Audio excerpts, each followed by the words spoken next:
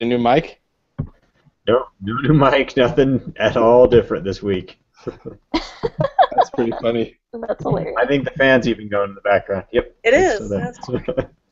Did you guys hear about the tornado up here in Idaho? No. I heard there were tornado warnings. Yeah, they somebody got a picture of it. It was like a funnel that was starting to go down, and it was over the ice center. Wow. Too much excitement. Is that what the whole warning about from Al Qaeda or whatever was about? They're triggering some tornado. Did you guys hear about the Marine shooting, I guess? That's I horrible. heard about it. My husband was so upset. Where was that at? Oh, in Tennessee, out east, Yeah. right? right? Is that in Tennessee or something today? It was Yes, in Patagonia, I think. One second. it's Okay. in Tennessee. So Yeah, it just popped up on my Facebook actually. Yeah, my husband texted me. He's on duty today on base, and apparently they're all really, really upset. Okay. Obviously, but Wow. quite the Well, day. yeah, that's a bummer. Okay. I'll stop refrain myself because I was about to say something about racial profiling. Anyways. We're on air. No censorship. So Yes, got it. Yeah, there's no 10-second lead time so they can bleep me. yeah. All right. So first thing on the list tonight is to everybody kind of pick a topic, whether it's substance abuse, divorce or family issues, work-home balance, same-sex relationships, or workplace dating and relationships. And then just kind of think about your own experiences, what you've seen in class, what you've learned so far. And then as you think about that topic, think about how that issue impacts the workplace, and then how would you address the issue in the workplace. So anybody, you guys need time for that, or you got something in your head already that you could go off of? I could give a couple for workplace dating. I can give one for um workplace dating Funny, that's what I've got too. and what I was could- the other one? I'll pick a different one then. I can do divorce and family issues. Gotcha. I can do substance abuse then.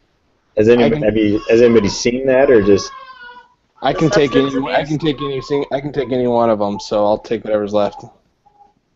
okay? Substance abuse I've actually seen at work. Ew. You've actually seen it? Yeah. I grew up in Chicago. Gotcha. Did I say more?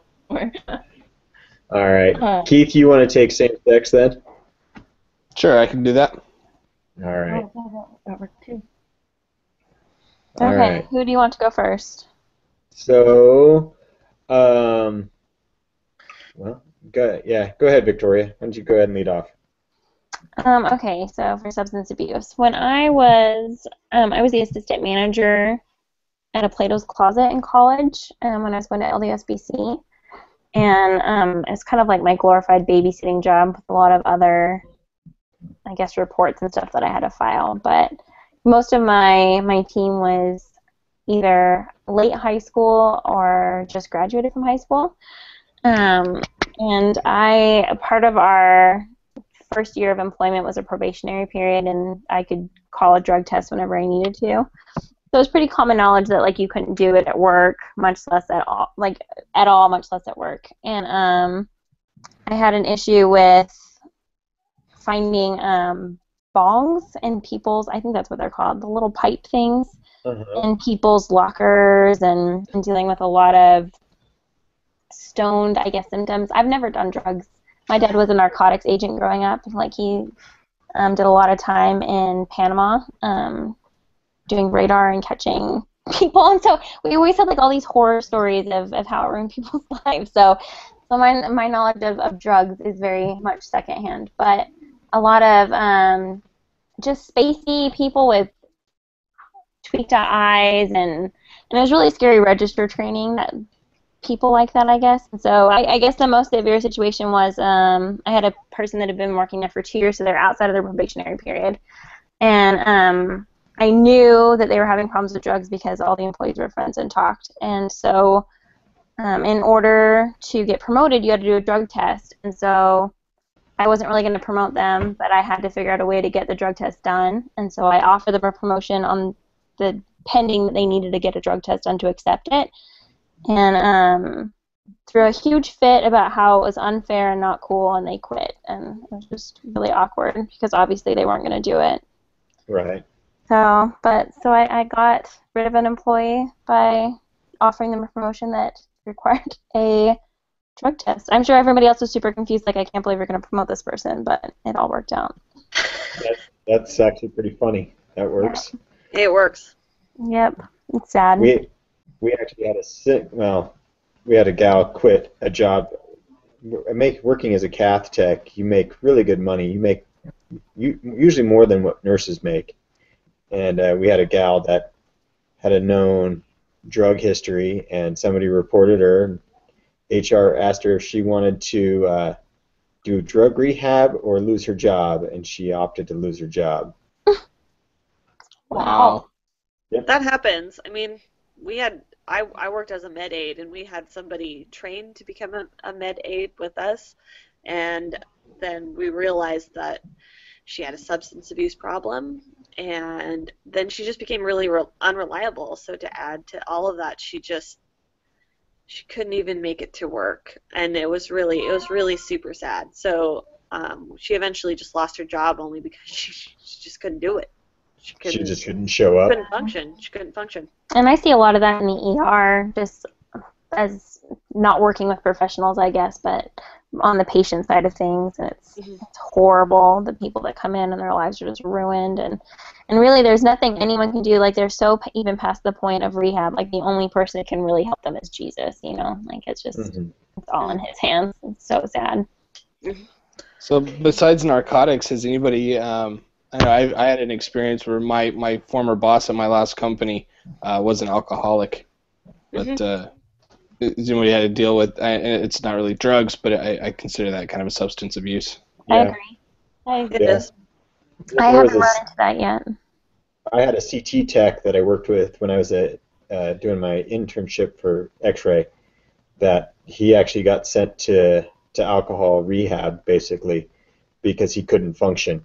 He would detox at work, you know, through his shift, and by the end of his shift, he was completely useless.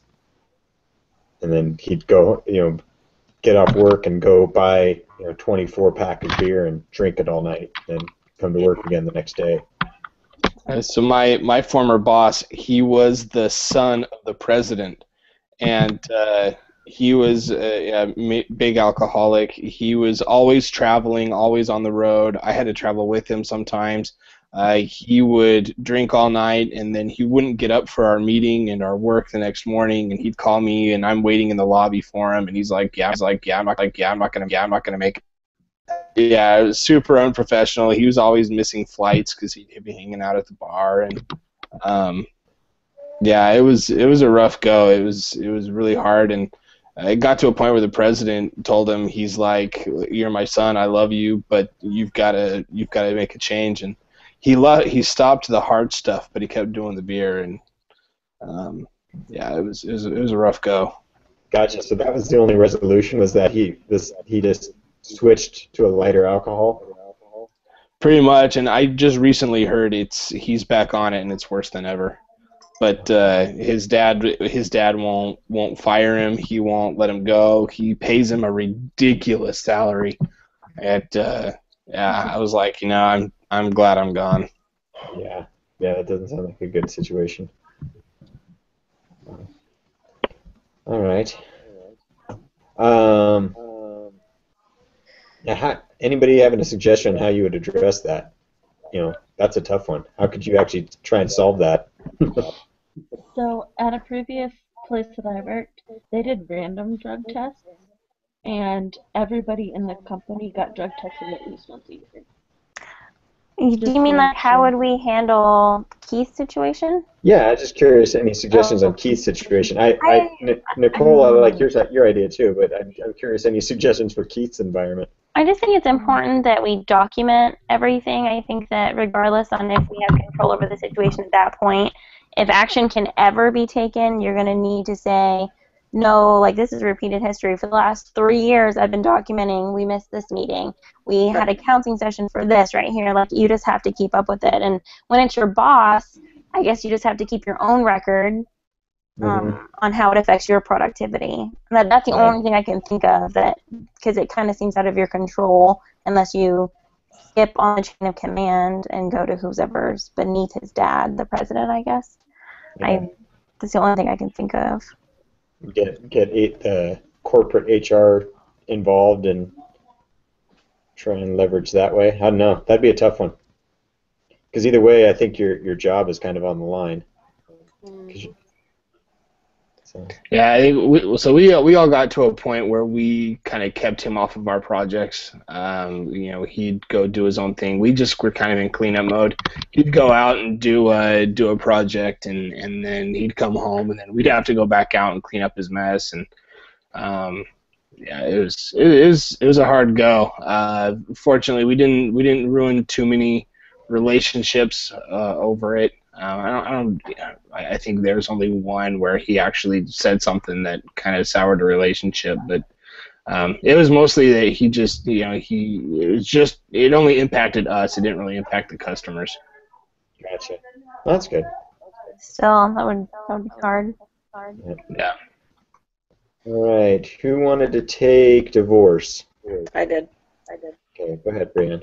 Well, I have not gone through a divorce, and neither has my parents, but a lot of the people that I work with have gone through the divorce, and in particular, I know this isn't exactly addressing this, but when you talk about family issues and divorce, you also have issues of like domestic violence that can come into it. And for me, my best friend, her husband, he was, Sorry.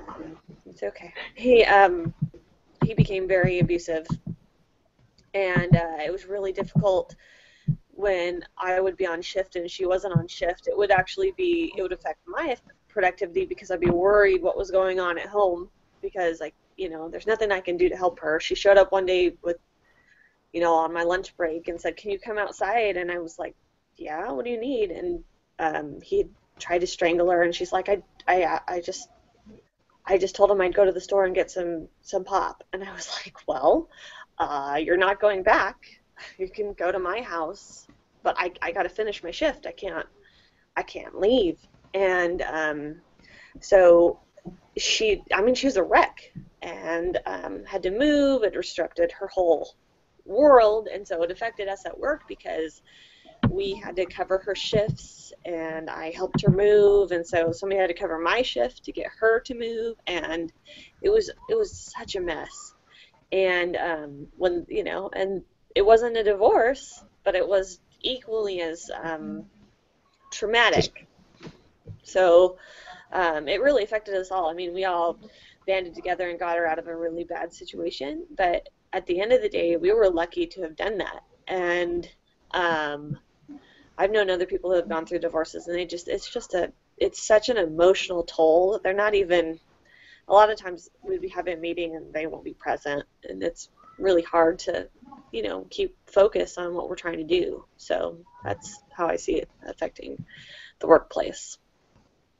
Gotcha. Yeah, that would be a really hard situation. Did she get help from the company as far as counseling or anything like that goes? No. It was a privately owned nursing home, so they don't really have the resources of the larger corporations. So it was just one little small home, and so we just kind of banded together as a group, and financially assisted her and with groceries and all those things, and got her into another apartment. And in her case, I don't think she would have wanted to go to counseling. I also was, I was deeply involved in this, so I know more Yeah. details than most people do, and um, I think in some situations that counseling is a really good tool for people who think that they can work it out. In her situation, that was not going to be a good option. He wasn't going Gotcha. to change, so he was Well, an well, addict. and I don't mention counseling as to save the relationship, but more of No, I just mean how to for help her through it. right her well-being, but I think she still was in a place where that she was ready for even to face that. It was just getting her safe. And eventually, Gotcha. I think she probably someday probably would have needed it. This is, gosh, 7 years now and ago, and she seems to be fine. But I know not everybody is. So, in some situations, counseling would be a really great option for people, but it wasn't offered where we were. Gotcha. Yeah, I think that especially as members of the church, it's really like I worked for IHC. I'm not sure how familiar you guys are with it, but it's like the big Oh, multi-hospital yeah. network in like the All mountain, of like Utah. Utah and some of Idaho and stuff. And I was engaged and found out some pretty traumatic history about my fiance, who I did not marry. And I didn't want to talk to my family about it because if I did end up marrying him, I didn't want his dirty laundry out there for everybody. Right. And I was really grateful that IHC offered Mormon counseling so that your counselor is Mormon so they can understand, like, I don't know, I've been in situations before on a previous breakup. I've actually married the fourth guy I was engaged to. And I remember the guy telling me that I should go out there and sleep with other people, that I would feel better. And like, so you just get really mixed advice from people when they don't have your same standards.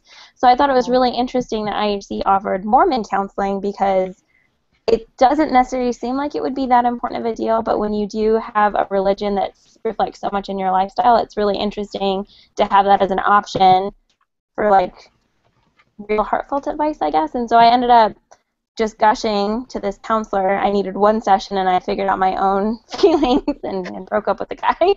But I just thought that was a really interesting option and something that you have to be careful even when exploring work options like that. Is that whatever you're going through, that sensitivity, I guess, to where you are.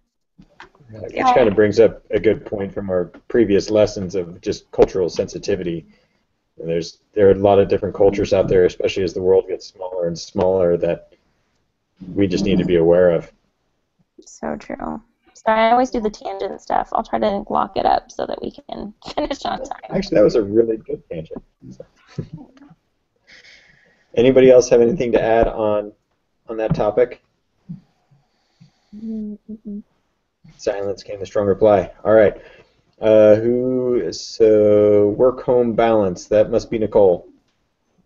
Oh, I thought I was drugs, but that's okay. Um, I'm trying to think. So I have a really good example of it, and then I have a really bad example of it. Okay, go ahead. So the good example was I used to work for a place in Chicago when I lived there, and then when I moved to Utah, I decided that I wanted to work at the same place. And so the lady, her name is Melissa, and she is the store manager, and she's also a mom to 3 kids. And I watched her run the store, but also be there for her children. So, she would work 6 days a week so that she could go pick her kids up from school and be with them in the afternoons. So she would work from 7 or 8 in the morning till like 3, leave, go pick her kids up, and then take care of her kids all night.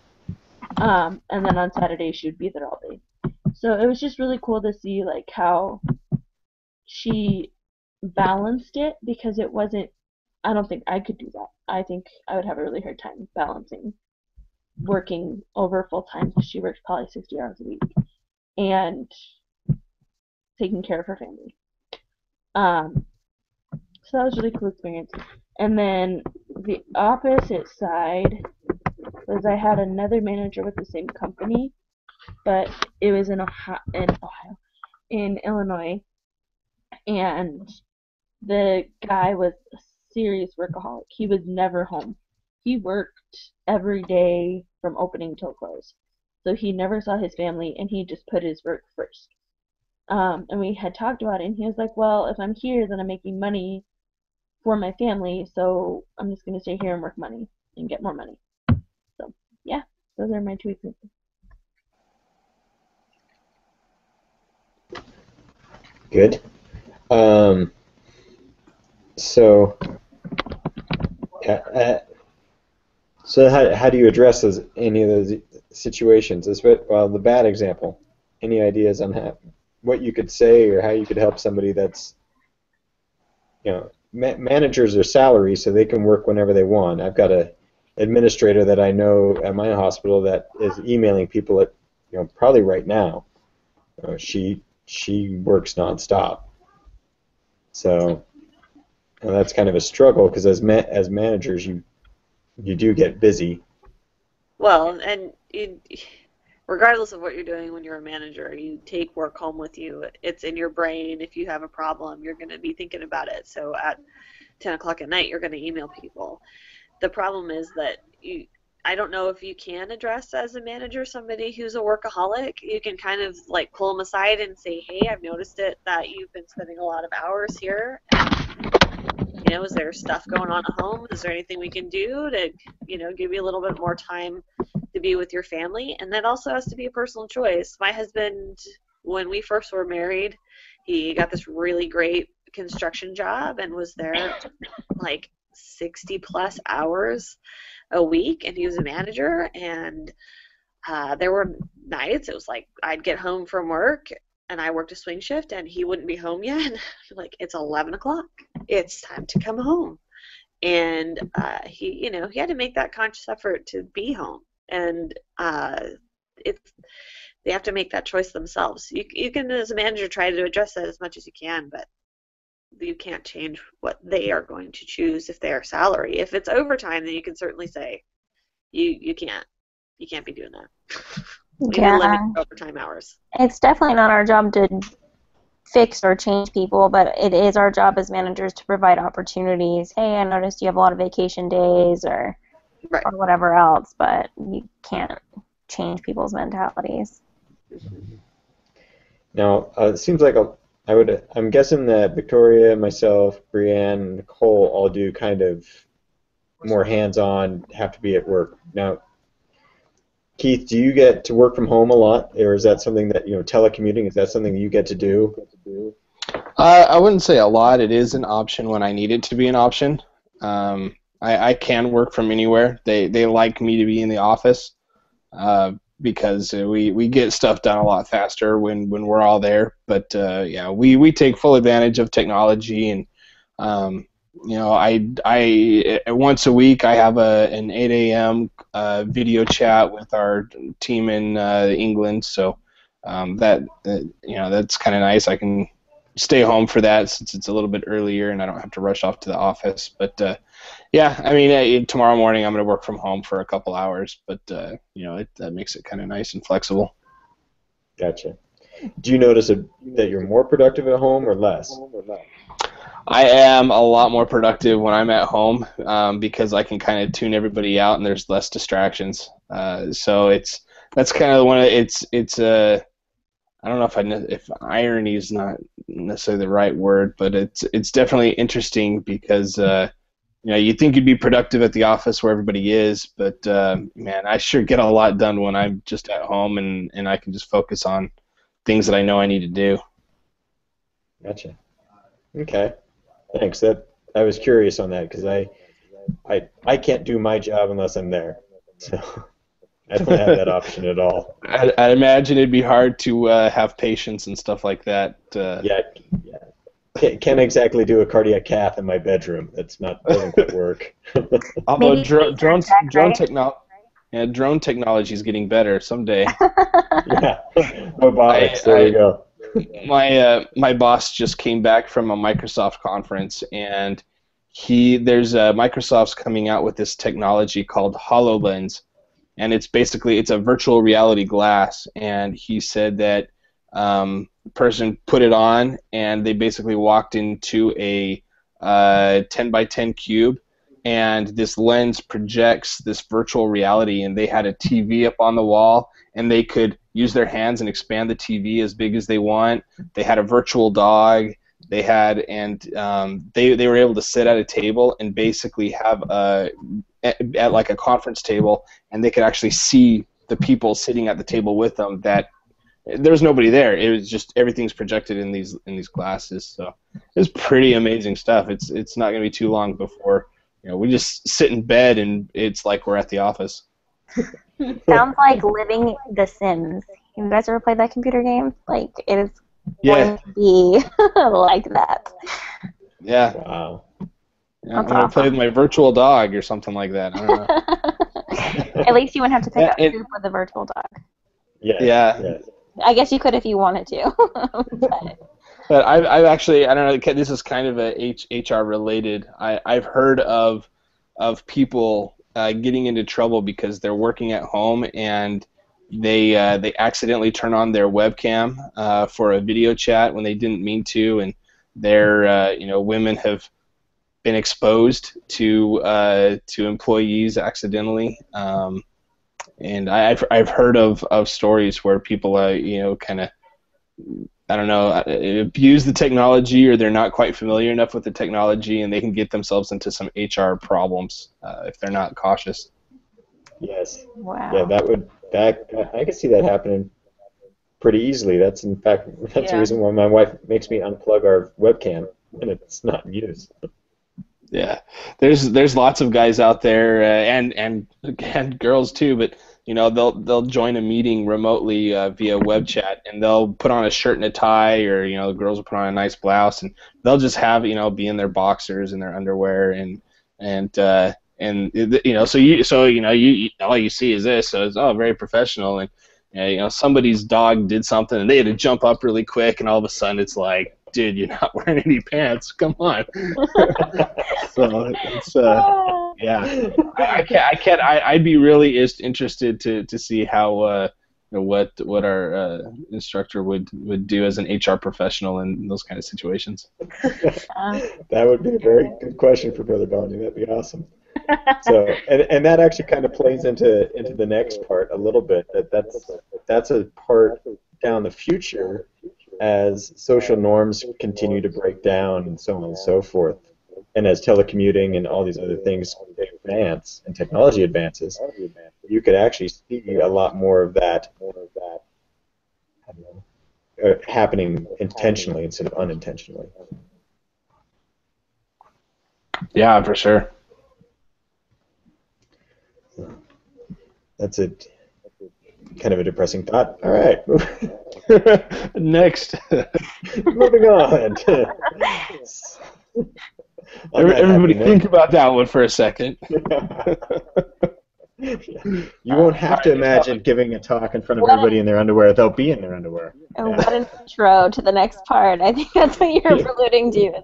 Yes. Our social norms are breaking down. Same-sex relationships. All right. Go ahead with same-sex relationships, Keith. So I've been fortunate. I don't have really any negative experiences with same-sex marriages or anything. I do work very closely with a woman that is married to another woman, and she knows that I'm Mormon. And I for a brief moment when I first understood this relationship, I was concerned that what her opinion of me, because our opinions of Mormons and same-sex marriages is very widely covered in the media. But the first time she brought her wife into the office, and she introduced her as her significant other or her better half, and she doesn't actually come out and call her wife, but she's very, very professional. She's very hesitant to even bring it up, just because of the HR boundaries that are kind of surrounding relationships in general. But she obviously doesn't talk about her personal life in any interviews, and it's not until she kind of got comfortable with everyone, and she's very open and about, she talks about her significant other quite very comfortably with us. And it's one of those things where obviously I respect her as a professional, and she's a really great person. She's got some very, very great talents and qualities that I would look for as somebody working on a team with me. And she's so I know there's probably a lot of stories out there of people that probably struggle and probably have some bad sentiments or whatever about of people that kind of have a different lifestyle. But I've just had a really positive experience with her. I think that because of our faith and our outlook, that there might be a negative connotation associated with this topic. But I've had the same experience as you, Keith, that I think the main thing that just influences management in the workplace is that professionalism, PDA, like you're allowed, like free agency is even a part of our religion, do whatever. That's on you. But at work, it's important to not be hanging on each other, hiding in closets, whatever else, And so as long as you can stay professional, to each his own kind of thing, And I worked at Disney World a lot for my internship, and a huge community there that obviously the entertainment business attracts that crowd. But I mean, I have some lifelong friends that I'm glad they're happy and found their significant other in that route. But it's always been like a common knowledge thing that I don't have my hand down my boyfriend's pants, so you don't do it either, kind of thing, like just polite. And so I think that's really what it comes down to, is what is the conduct that we hold everyone accountable for in the office. I find that in my environment, because in Idaho we're pretty isolated. That doesn't really happen here a ton. I mean, there's a gay community in Twin Falls, Idaho, but it's pretty small and isolated. So for us in workplace, it's more of the conversations that come up of pro-gay marriage versus anti-gay marriage, and that can get pretty heated sometimes. So it's kind of interesting from I don't know, a leadership standpoint of saying, okay, this conversation needs to stop right here. This stops. Or, okay, you keep your opinion to yourself, you keep yours, and let's just keep working. It's just going to be touchy in that respect. Yeah, there's usually an unspoken, and I guess some companies would probably go so far as to have a spoken rule, but where I work, it's kind of an unspoken rule that you don't talk about religion, you don't talk about politics, you don't talk about that. So because it can burn bridges, it can ruin, it can cause a lower morale. You can get into really heated debates, and so, like even today at lunch, we started having a conversation that started gearing towards the current, GOP presidential race, and it got to a point where we're like, you know what, we're not going to talk about this because everybody's passionate about one side or another, and we didn't even have to say it. We just kind of all were like, you know what, let's move on. We don't need to go down that road. Yeah, I think that's a golden rule for a workplace. Like, everyone's entitled to their opinions, and kind of goes back to, if you don't have something nice to say, probably don't say it at all. And if you don't agree, keep your mouth shut, kind of thing. And hopefully, when people are like, "Oh, there's no conversation here," they get the hint too. Well, how would you handle somebody who is very hostile? Like, you have somebody who's in a same-sex relationship, and you have somebody who is very anti that. How would you deal with that as a manager? Like, that person is entitled to their beliefs, but in a workplace, if they're being hostile towards this other person, I guess, how would you handle that? I think that comes back. Oh, go ahead, Keith. No, go ahead. You started. I was going to say that goes back to the whole hostile work environment. Anything can be a hostile work environment, and you just got to put them on the line and saying, you're being abusive, or what's the word? You're harassing them. It's harassment. And whether your opinion is one way or the other, you have no right to create a hostile work environment for your coworker. Yeah, I'd probably talk to them each individually and then bring them in together. That way you kind of can work out like what you want them to understand, and they can work out any feelings with you, and they need to have a time face to face together. That way it's all out in the open, saying, okay, this is not how it's going to be at work. You know, that this is exactly what you were saying, Nick. We're not inviting any type of environment for hostility.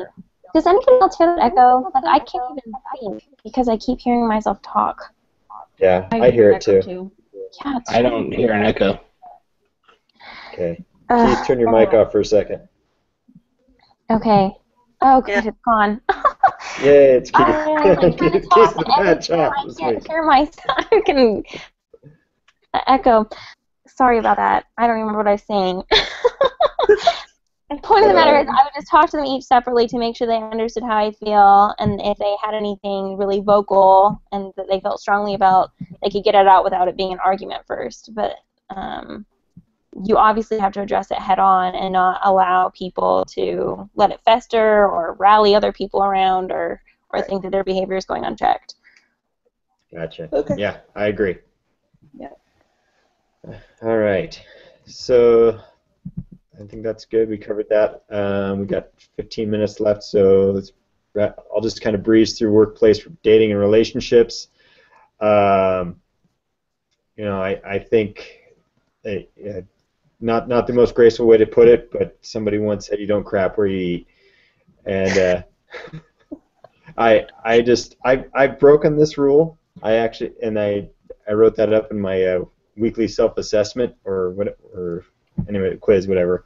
I dated a gal that I worked with for about a year, and at first it was pretty professional, and then it went downhill from there to the point that there was one night where I saw her. We waited tables, and so I saw her flirting with some guys at her table to get a better tip, and I just went off. I had to go into the cooler, and I ended up, I think, denting the wall in the cooler. It was pretty bad. And then come to find out, the guys were actually like old high school buddies that she's known for decades, and it was like, oh, well, I was an idiot. But anyways, productivity went really, really way down that night. And then eventually we ended up breaking up, and we kind of divided the restaurant between us. I mean, it was, Team Nick and Team Aaron, and it kind of ripped the restaurant apart for a couple weeks. So it was, not a good thing. Yeah, but as long as the relationship's going great, of course, it seems like things are fine, right? And then who knows how long they'll last. I was the manager at Plato's Closet when I had a couple that was dating in high school, and when he broke up with her, she quit, and she was one of my leads, and I had to come in so many times for the next couple weeks until I could redo the schedule. I was so upset with him. She's like, I can't be in the same space as him, and I was like, I will switch your schedule, and she's like, I can't work here. And I was like, oh my gosh, okay. High school students. Yeah.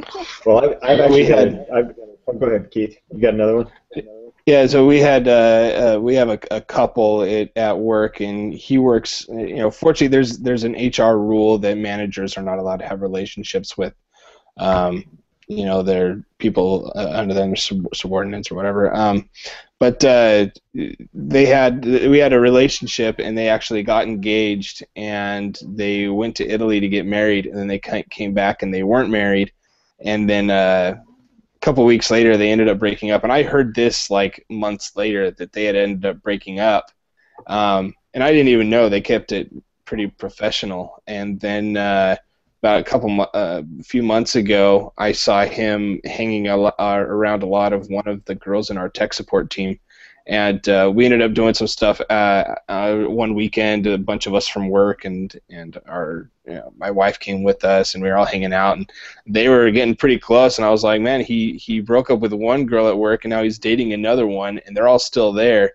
And the girl that he was engaged to, you could tell she was having a pretty difficult time. She was pretty mad about it. He ended up getting laid off in this round of layoffs that we did about a month ago, and I think that may have contributed to him being on the short list. I can see that. Definitely something to keep in mind. Yeah. We Yeah, had where I work, we had a complete catastrophe of this, where the manager started dating a subordinate. They got married.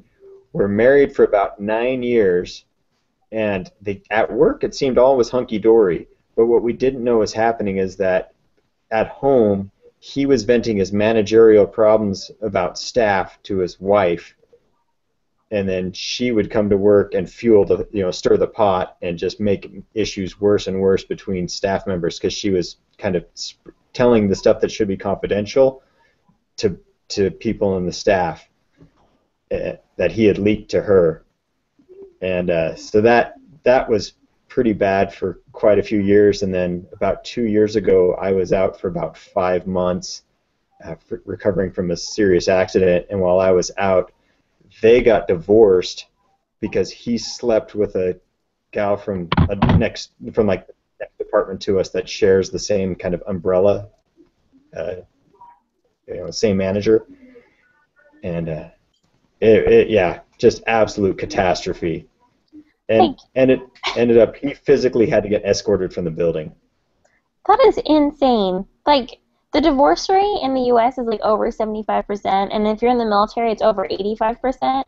And it's like monogamy doesn't exist outside of like religion. Like, it is insane the kind of work relationships you see. Our cardiologist's office, one of the cardiologists had an affair with one of the cardiac techs. She was the pacemaker representative for Bytronic, I think. And it was the most awkward situation every time that girl came in, because she was still so flirtatious, and like Dr. Brenner's wife like took everything. That guy was hard to work with because he was crazy about. He was one of the co-owners and just drilled everybody about what they were spending in hours and stuff, because she took the house, she took everything, and just like what? Everyone has to stop this because nobody is faithful. Like, it's just crazy. and I can see how it would be easier to get into a relationship at work, because you're with those people every single day and you do build really great friendships. But yeah, and my wife and I have had conversations about that, how you don't let yourself get into those situations, kind of like the story of the story of Joseph, where he just booked it out of there. It's like there's a certain line. You don't get close to that line, and if you feel yourself approaching the line, you stop. And it's like just like, why can't you just put on the brakes and stop that? Yeah. Exactly. And just some people don't realize where they're at, and that's the scary part. I think that it's kind of like we listened to a conference talk or something recently. I can't put my finger on it, but they were talking about that it's easier to make decisions or follow through with decisions if you make them before you're in the situation. And if you just decide, like when you decide to get married or you're in a committed relationship even, and you're like, I am not going to be dishonest or unfaithful, and then when you're presented with that choice, it's an easy decision because you already said no. Like, in my mind, it's that simple, but it's crazy how many situations you run into like this, and just how commonplace it is. Well, and that's a good point, because you think about how it's a subtle thought that comes in your mind, like, oh, if that person and I were both single, what if? I think Satan throws that thought into. I know it's crossed my mind in life, and so it's just like, if you have to fight those even the small thoughts that segue into that. Yeah. You have to decide way before you're even in the situation that you're not going to go there. Yeah. I don't even know how you'd handle that as a manager in some of these situations, but like that scale. Yeah. That's leading into divorce and family issues too. Like you're just tumbling. Yeah, I just think it's also. Go ahead. Go ahead, Brianne. I think it's also important to remember that not only does that relationship affect those two people, but affects, like with Nick, it affects everybody else. We had some CNAs who were having a relationship at work, and or so it started all these rumors and gossip, and it also caused like problems later because everyone was so focused on these people's relationship. I'm like, you guys, there's call lights on, so let's go do the call lights and not worry about this relationship. Who cares? You've got people waiting. So it does affect the work, the people around you, because there's always, oh, did you hear what happened with whatever? And it just brings this added sense of drama, and it's so frustrating because for those who are like there to work, you guys, who cares? I don't want to hear about their relationship. I want you to answer your call lights. So yeah. I think that feeds into that it's harder to be a good steward of your time. There's like, I never understood why some people were allowed to take smoke breaks, but me as a non-smoker, I couldn't have a 5 or 10 minute break every hour or 2 hours too. Like as you take on some of these habits or get into these situations, you seem to use more and more time for those things that normally you wouldn't.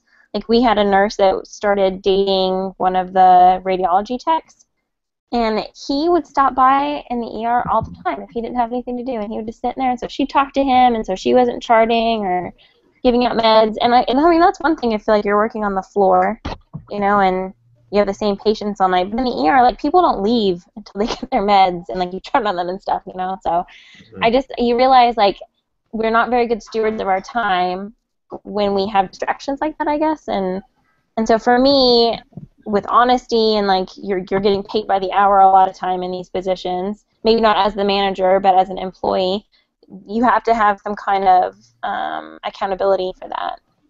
Right. And so kind of almost a rule of, or a situation where you see that productivity is dropping. They've got your example there, the 2 people in the ER and the X-ray tech.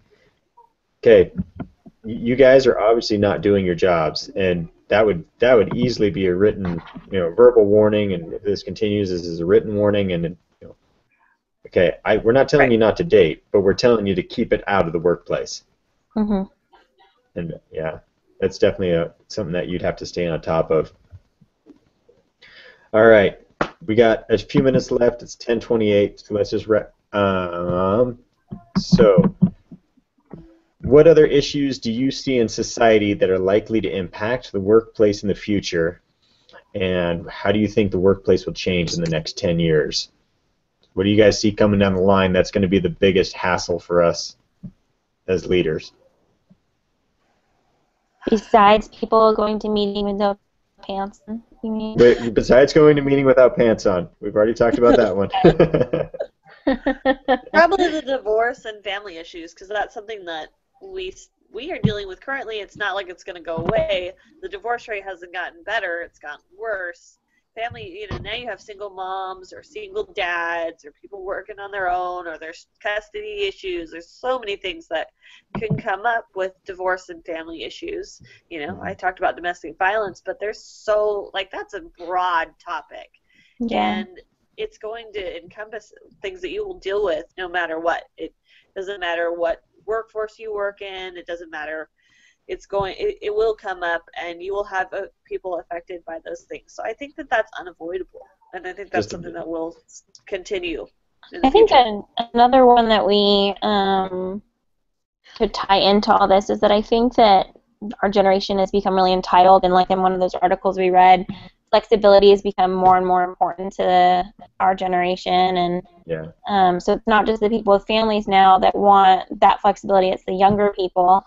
So we have people that want to do less work for more money and want more time off. It's not like the American dream now where we put in 20 years of hard work and make it work, And so I feel like as managers, that's only going to get worse in the next decade, of that angle of it, of people's work ethics and their sense of entitlement.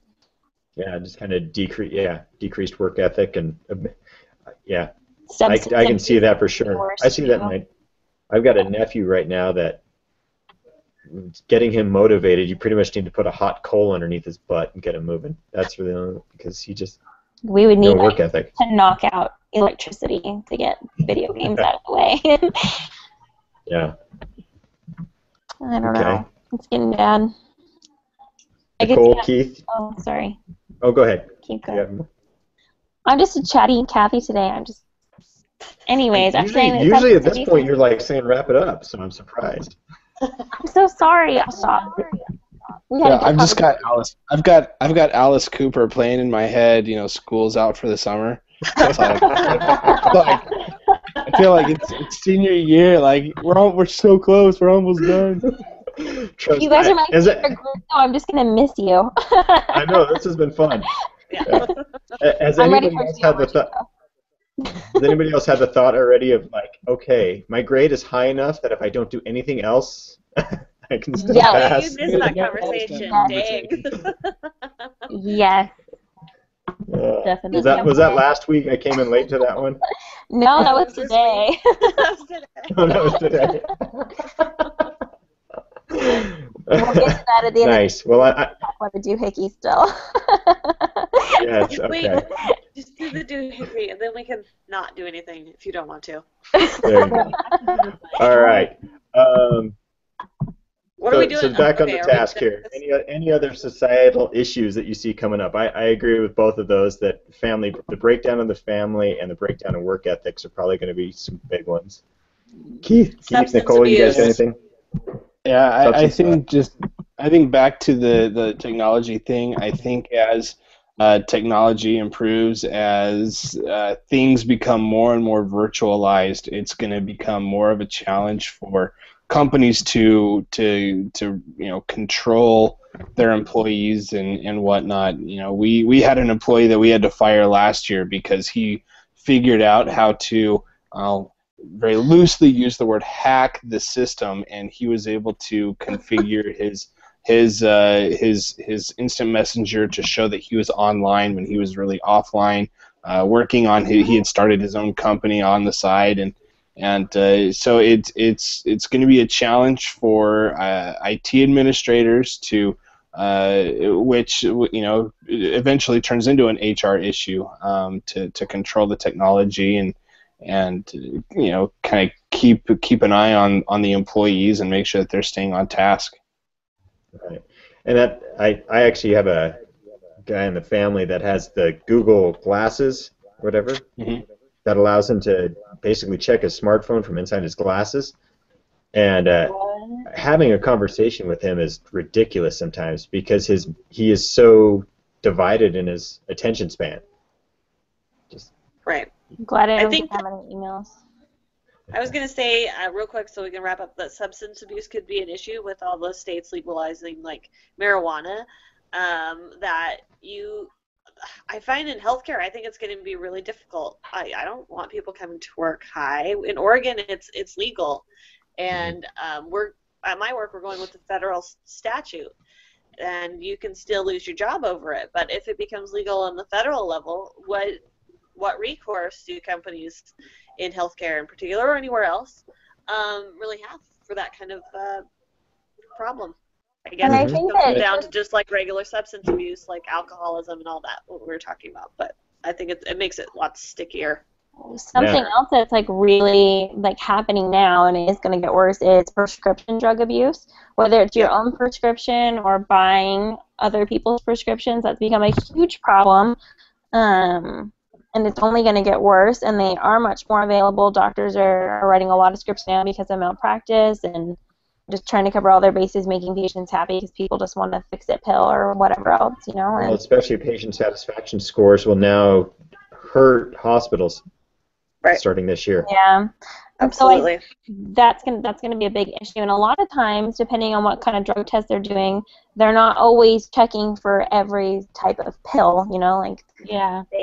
They're doing a drug test to check for like hard things like cocaine, heroin, marijuana. But I mean, if you're looking for barbiturates or hallucinogens, it's not always the same things that they're picking up. So it's going to be even harder to identify and more expensive to keep people honest. Mm-hmm. Gotcha. Well, you guys just made that paper a whole lot longer than I thought. That's all right. And that's a wrap, peeps. That works. Nicole, did you have anything to add? Not really. Okay. We read her mind. She contributed.